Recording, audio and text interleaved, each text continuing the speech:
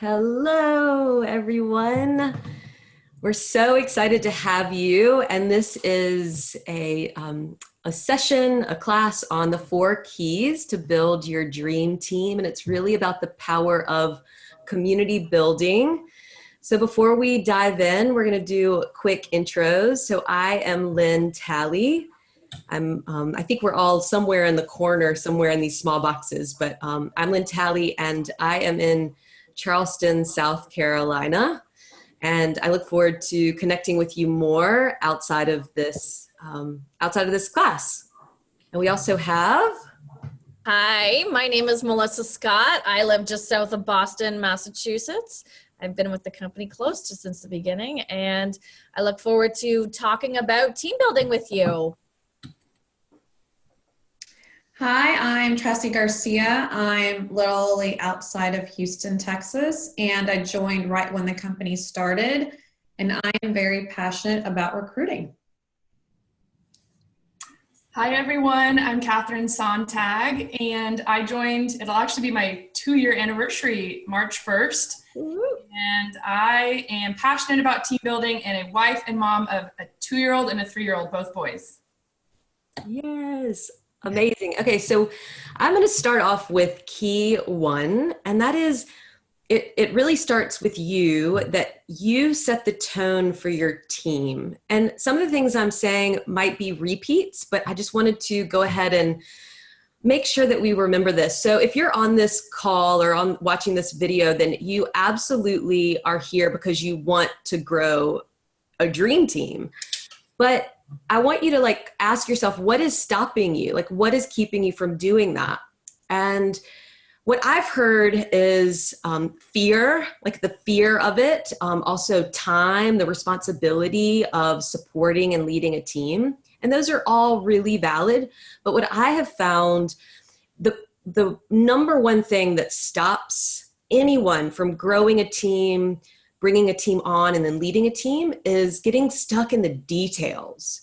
So when I first joined, I literally knew nothing about the compensation plan, and I hardly could pronounce the wines. I still can't even pronounce the wines.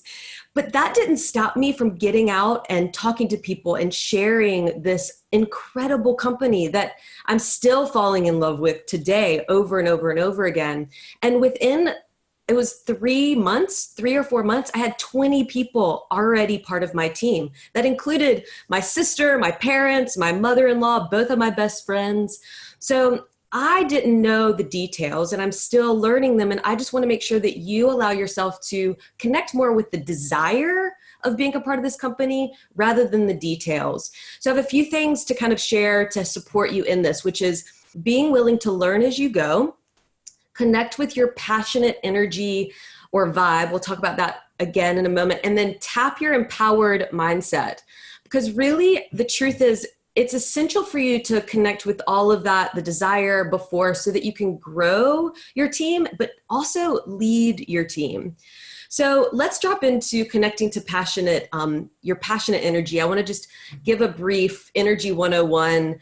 When people think about energy, sometimes they think about calories and food, and I don't mean that. I mean the presence when you walk into the room that people feel right away. And we all feel energy from each other. So when you step into a room, people are going to connect with that feeling before anything else. So when you think about your energy attitude with your vibe around being a part of Scout and Cellar, I want you to take a moment to ask the question, are you excited? Are you genuinely excited? Do you feel the passion for it? Are you pumped up about it? And if you can say yes to all of those, I want you to feel that for a moment.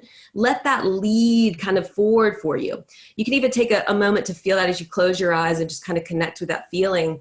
And as you connect with that kind of vibrance, I want you to then start to think about the comp plan and start to think about the details of the wine and talking about regenerative farming.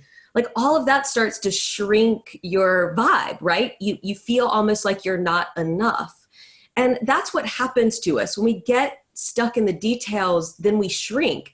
So other things that shrink our vibe is overthinking, right? Thinking we don't know enough, worrying about being too much, right? Like, I don't want to share too much. I don't want to like reach out too much, being concerned of others people's judgments and the challenges, right? We're going to face challenges, but some of us really dim down because we're concerned that we're going to not be able to handle the situation. So I have some solutions for you. First is, this is a statement that I feel like you can own. It's something that I own, and I want us to practice together. So what you're going to do is you're going to fill in your name in the blank. So it's an I am statement, and I will say it along with you. So I am Lynn Talley, and I'm excited about telling you more about the Clean Crafted Wine Commitment. I love this job, and while I don't know everything, I absolutely love learning as I go. So here's the thing. When you let yourself take that statement and express that to the people that you're talking to about this company, whether it's at a tasting or whether it's to recruit them, you're leading with an energy of ownership and authenticity, that it's okay that you don't know everything, but you are passionate and excited about learning.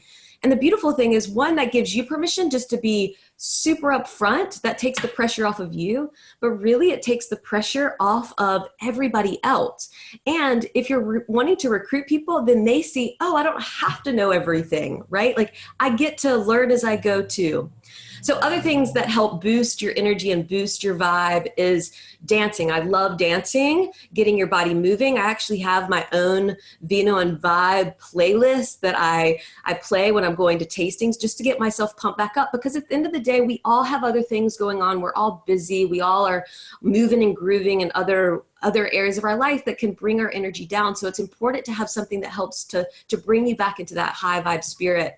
Also, laughing. Laughing is one of the simplest things to do to get yourself back to feeling this energy. So I always recommend Googling like YouTube funniest videos, y'all. I like sit there and like cry laughing. It's hilarious what you can find. And then last, tapping an empowered mindset. So let's go into that just to make sure that you know what that even means.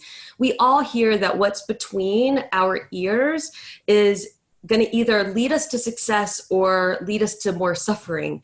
And it is so true. And really, if you take a moment to recognize, how much are you catching your thoughts? Like, we go into automatic pilot, automatic thinking, where we're just thinking the same things and we don't even catch it. So it's important to make sure that when you're in this business, that you take a moment to recognize, how am I thinking about the situations? So I have two empowered mindsets for you to consider: positive and expansive. And we'll give you a quick story so that you can see how this works.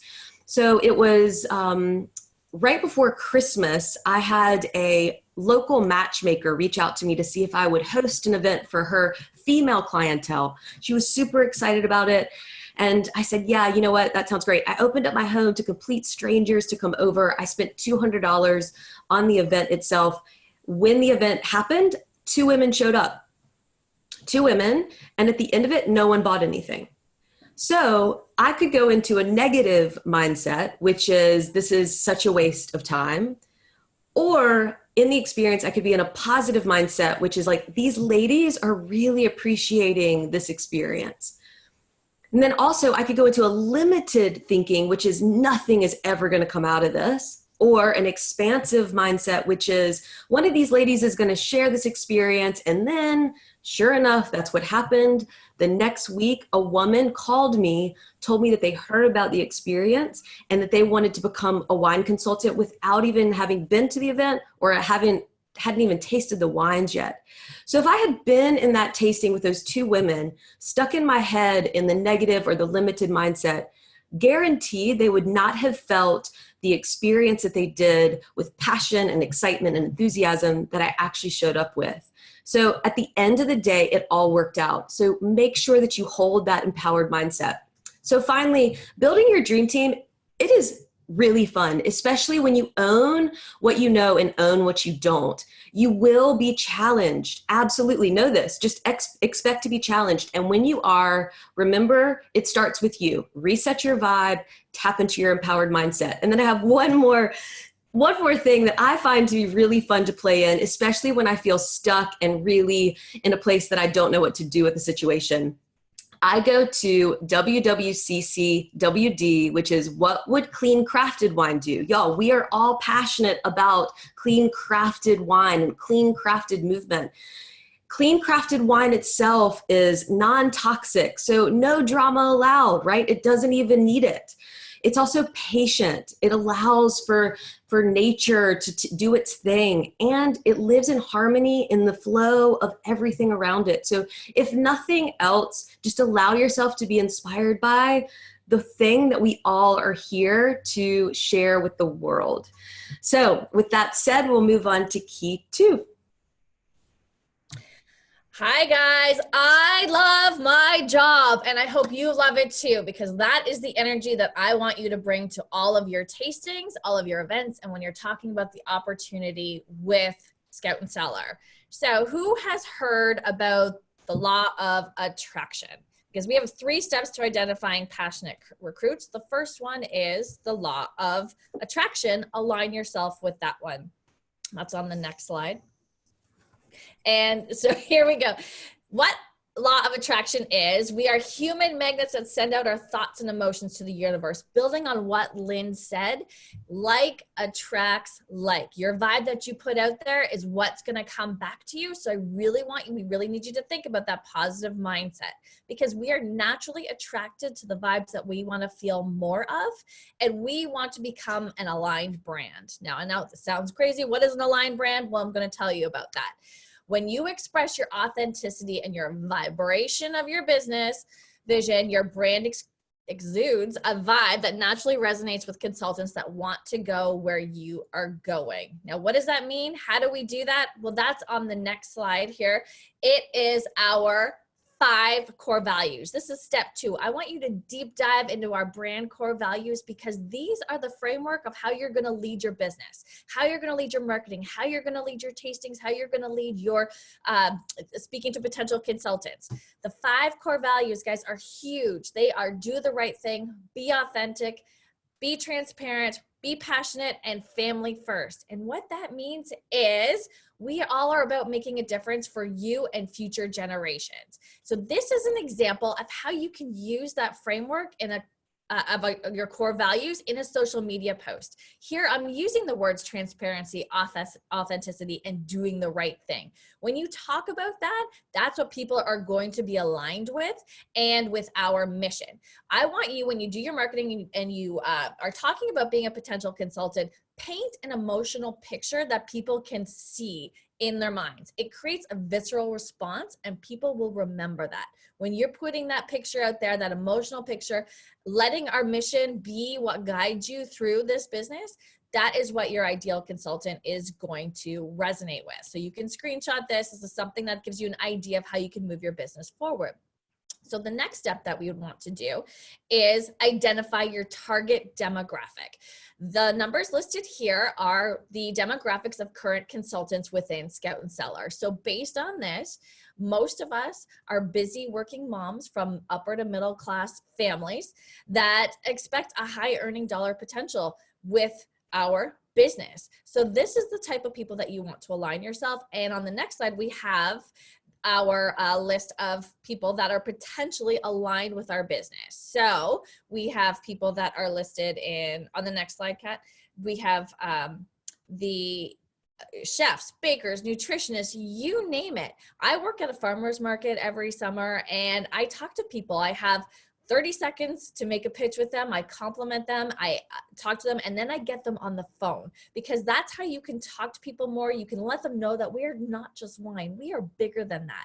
We are a mission to make a difference in the world and in the earth. So that's what I want you to do at the farmer's market, because the people coming there are aligned with our brand. Listen, they're looking to support small family farms. They're looking to eat healthier. I've sponsored 3 consultants just from the farmer's market. So that is your 3 steps to identifying your target demographic. And I'm going to pass this all on to Tressie. Get off mute. We are going to talk about how to confidently recruit. So Melissa and Lynn have done a great job talking about how you're going to present yourself, who you're going to go after. Now, what are you going to say? First, if you guys have not read this book or you don't know about this book, please add it to your Amazon cart, because this lady is a multi-million-dollar earner in another MLM. And so she has great tips about how to get over your damn self. I truly believe that we stand in our way about 95% of the time when it comes to this business, because it's hard to get out there and it's hard to get uncomfortable. So let's talk about how we can do that. If you're standing in your own way, that means, are you 100% coachable? Are you taking advantage of your team trainings, the reserve room webinars? Have you completed Scout School?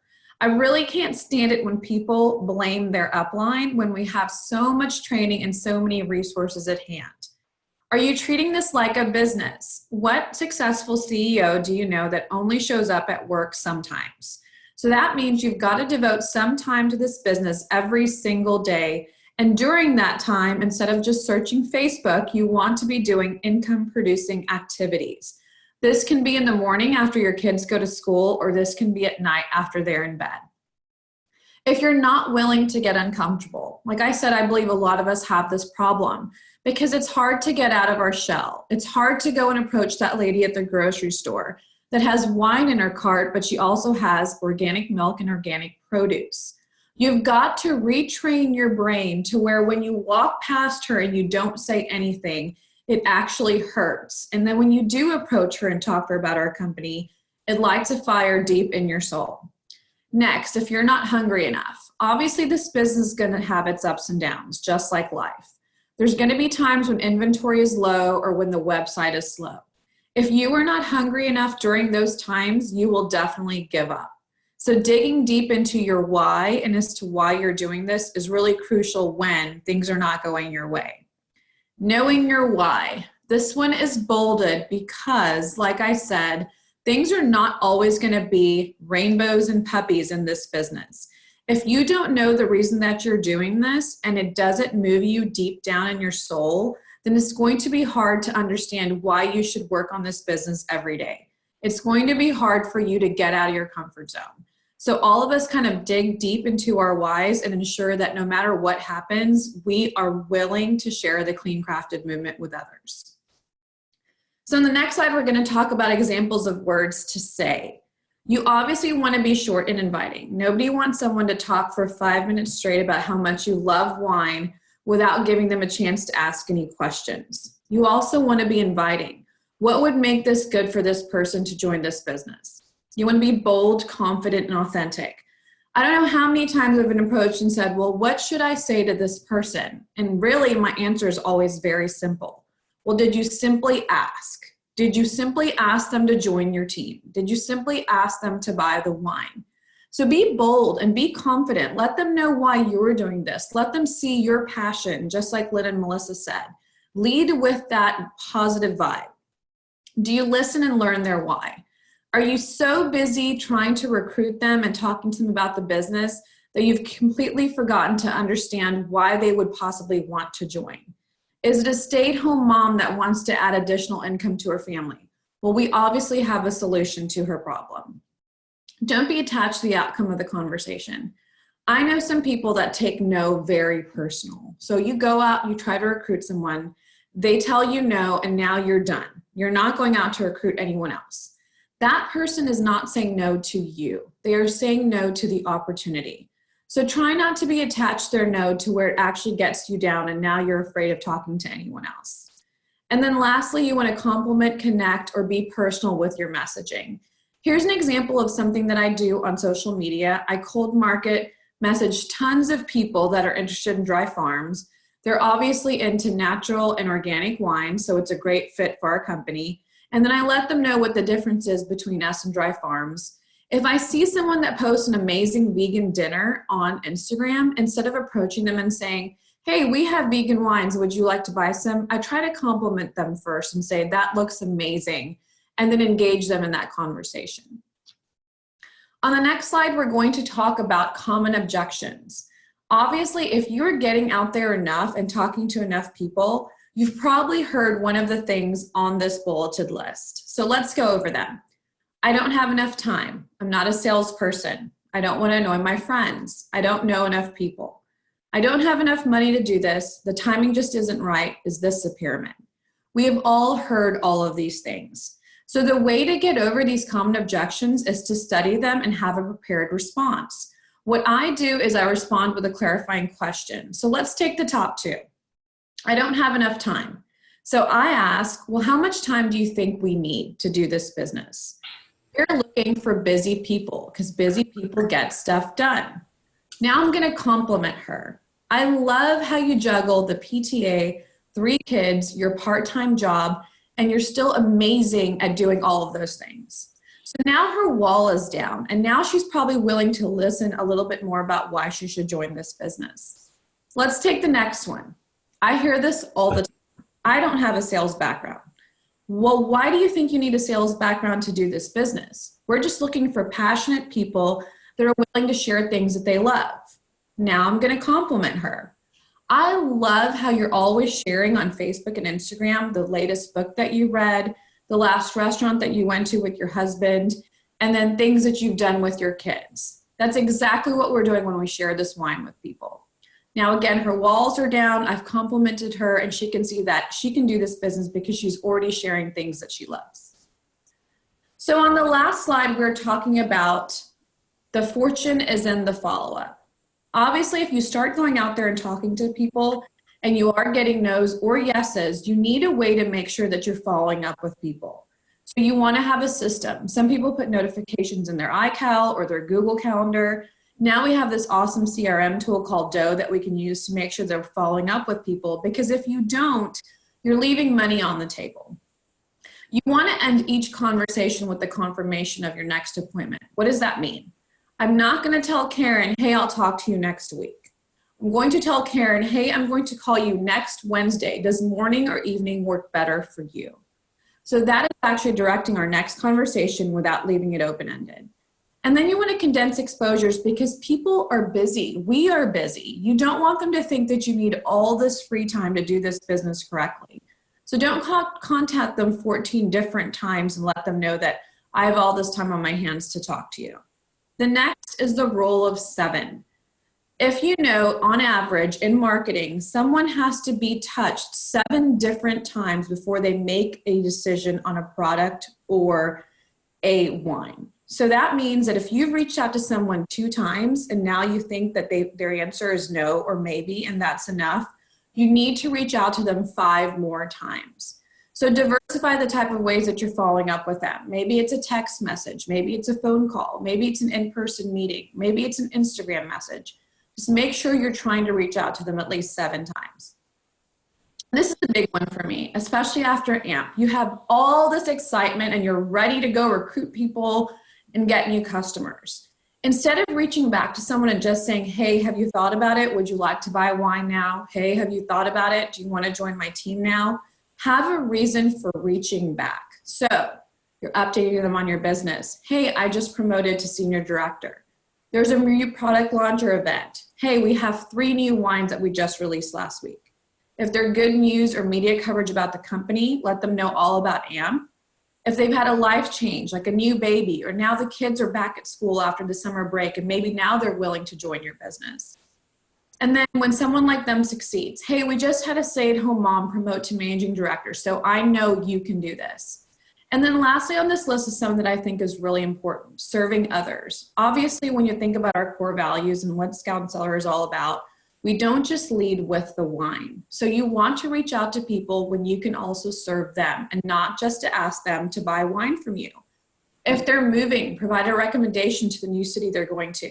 If they're vacationing, provide a recommendation where they can go to dinner in the city that they're going to.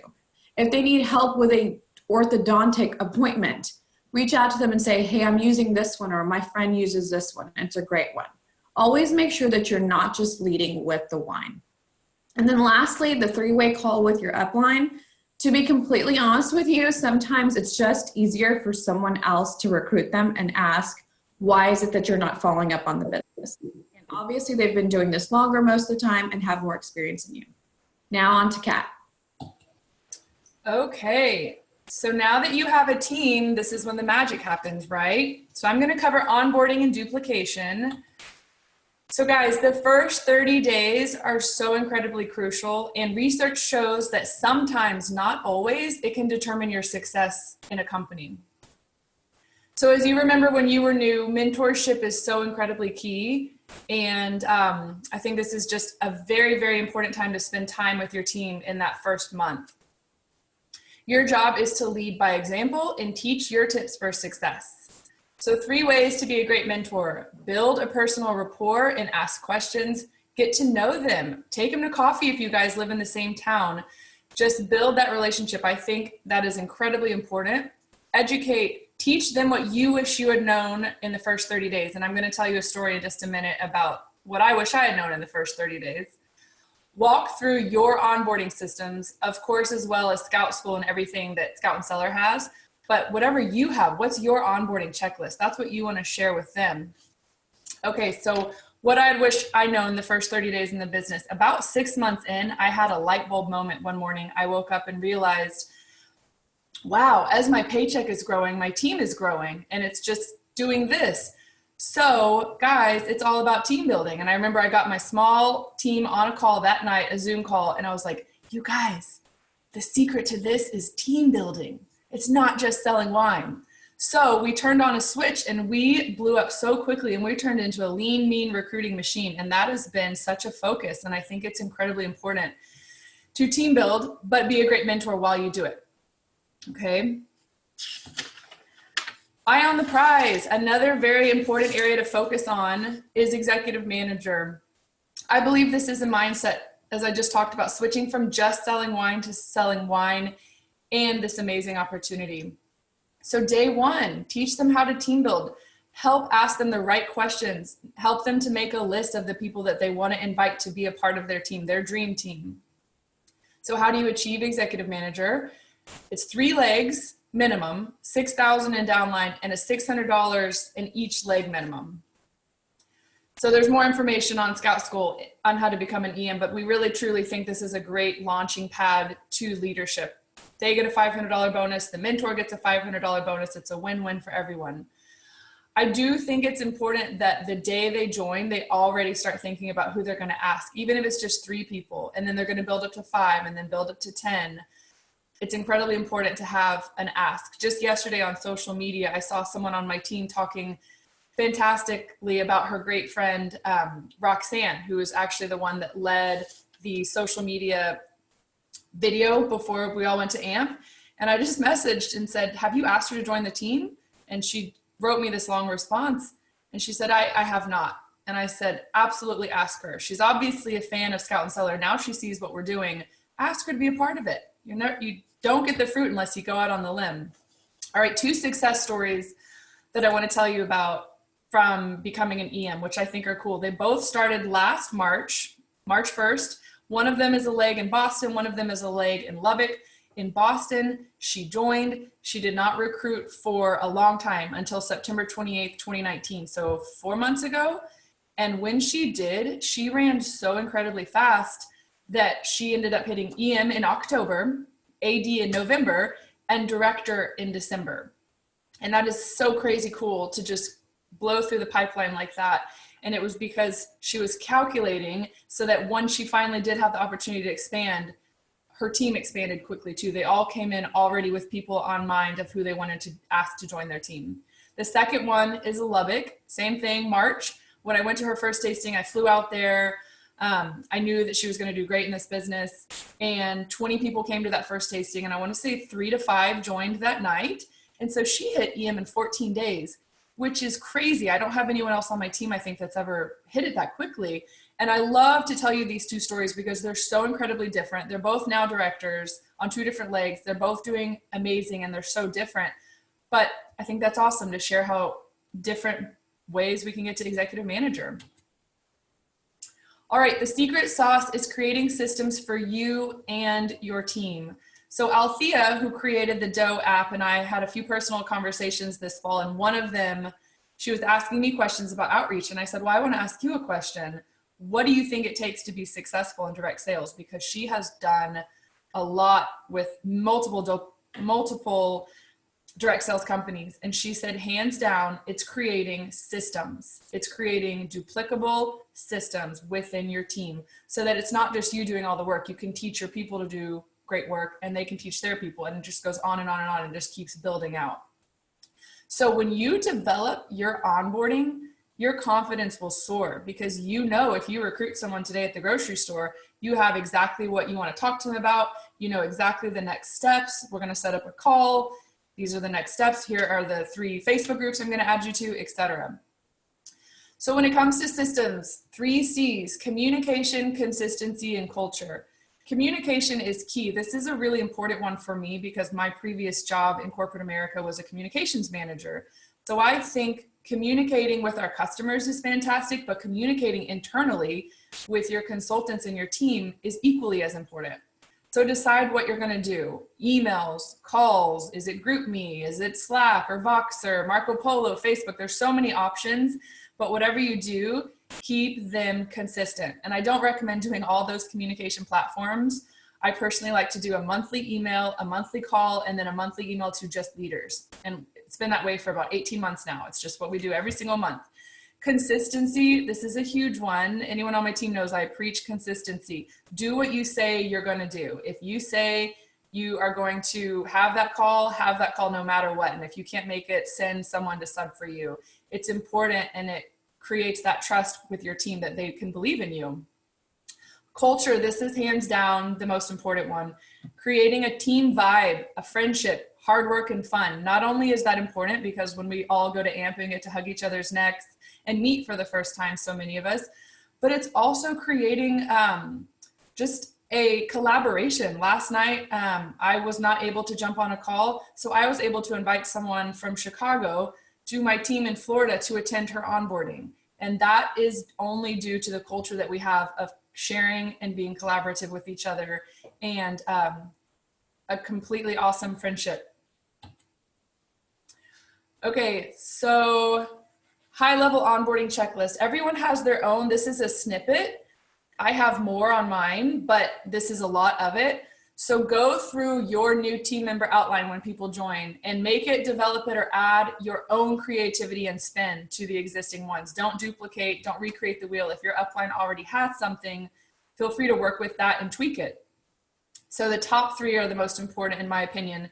Encourage them to announce their business clearly. There's nothing worse than someone being half in, half out, scared to tell people they joined this, embarrassed, whatever it is that's holding them back. But if they can confidently shout this out from mountaintops, telling them what they're doing, they're going to have a lot more success with this. Set a date for their first tasting. I like to say within the first 2 to 3 weeks, depending on where you live. I know it might take 2 weeks to get your wine, but this is important too, because we all know that a very first successful tasting can be huge for someone's business and can really get them excited. I know it did that for me. I had my first tasting, it went well, and I was just, whatever hesitancy I had went out the window and I was ready to run. Talk to them about creating that outreach list. So get them to put a pen to a paper and make a list of who they want to join their team. Get familiar with the website. Don't spend too much time on it. It's a lot of information, but they do need to know how to set up a tasting. That's important. Explain the best ways to communicate with you. Is it email? Is it texting? Is it phone calls? What time do you work? So that they know how to best get in contact with you if they need to. Help them develop their SMART goals. And then like Tracy talked about, what is their why? That's so incredibly important, because on those rainy, dark days when they're feeling discouraged, this is what will sustain them. So that is what we have, guys. Thank you so much for your time, and thank you for attending this. We really wanted to share this information with you. We thought it was a really cool panel that we were able to do at AMP. So we hope you enjoyed. Thank you, guys.